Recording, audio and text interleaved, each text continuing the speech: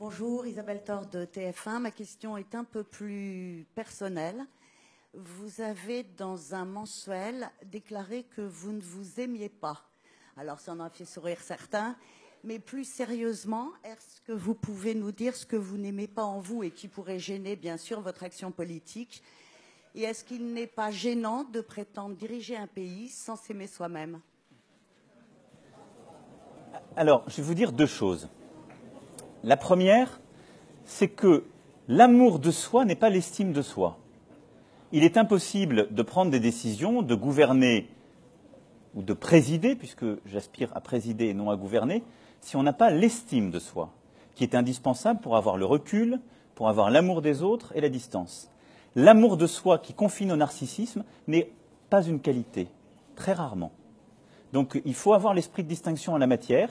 J'ai l'estime de moi-même, comme je l'espère chacune et chacun dans cette salle, qui permet le recul, la bonne décision, mais j'ai le droit de ne pas avoir l'amour de moi-même et une contemplation narcissique à l'égard de votre serviteur.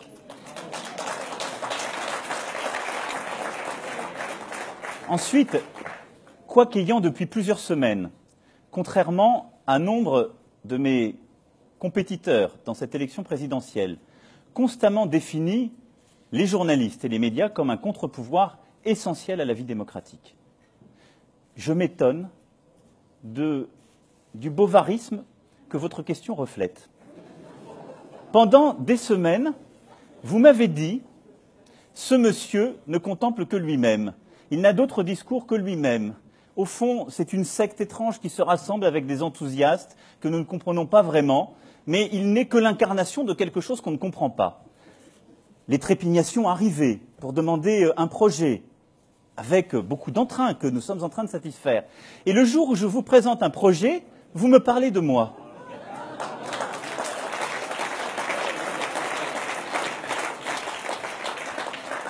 Donc, poursuivons sur le projet.